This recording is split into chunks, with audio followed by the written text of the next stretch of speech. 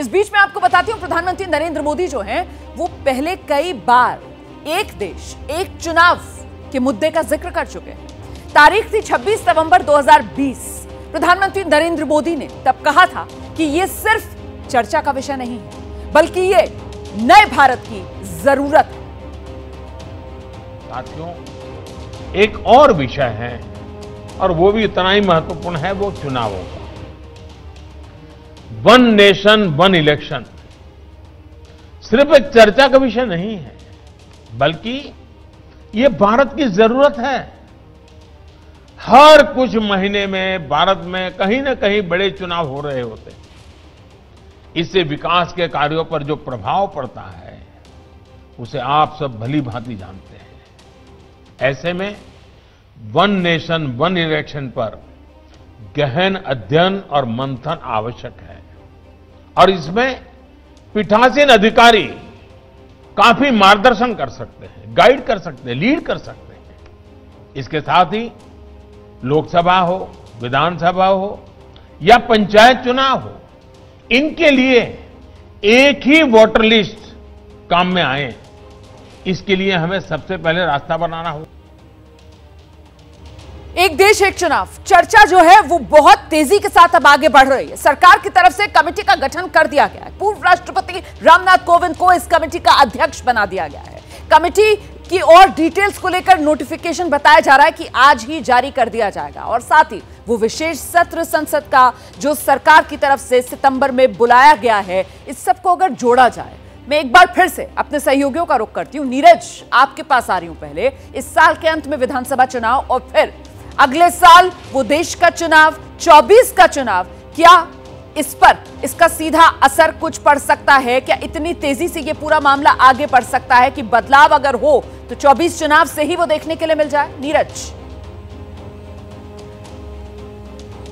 देखिए 2024 में जो लोकसभा का चुनाव होना है वो कमोबेश होना है अप्रैल मई में, और उस चुनाव से पहले पूरे देश में करीब 10 ऐसे राज्य हैं जहां पर विधानसभा चुनाव होने हैं और इसमें बहुत ही मेजर स्टेट हैं, बड़े स्टेट हैं, बहुत बड़ा भूभाग है भारत का जिनमें चुनाव होना है। तेलंगाना में चुनाव होना है, आपका मध्य प्रदेश में चुनाव होना है, राजस्थान में चुनाव होना है, छत्तीसगढ़ में चुनाव होना है, हरियाणा में चुनाव होना है। तो ये ऐसे कई महत्वपूर्ण राज्य हैं जो देश के बहुत बड़े भूभाग को रिप्रेजेंट करते हैं। इसके अलावा आप देखें तो 2024 के अंत में भी 3 राज्यों के चुनाव हैं, तो यानी कि अगर आप पूरे देश में देखें तो करीब 15 ऐसे राज्य हैं जो 2024 के अंत तक यानी दिसंबर तक उनमें विधानसभा का चुनाव होना है। तो ये संभव है कि आप लोकसभा के साथ उन 15 राज्यों के विधानसभा चुनाव को आगे पीछे करके कराया जा सकता है। दूसरा जो सवाल है कि यदि जो बाकी जो राज्य बचते हैं वो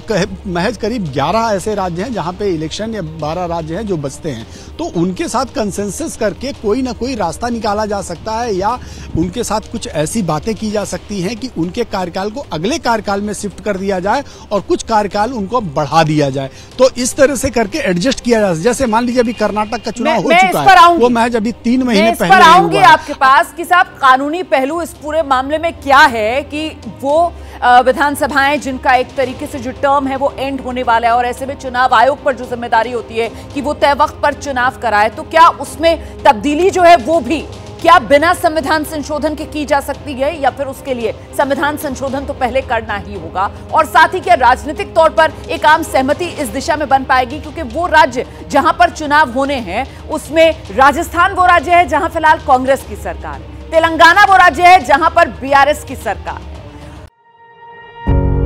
पत्रकारिता कोई इमोशन नहीं है, ना अपना कोई ज्ञान देना है और ना कोई विचार थोपना है। पत्रकारिता क्या है?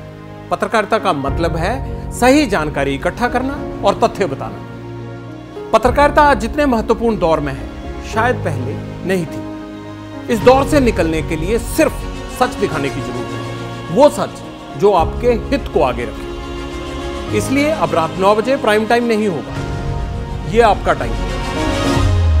जगविंदर पटियाल के साथ देखिए पब्लिक इंटरेस्ट सोमवार से शुक्रवार रात 9 बजे सिर्फ एबीपी न्यूज पर। एबीपी न्यूज आपको रखे आगे।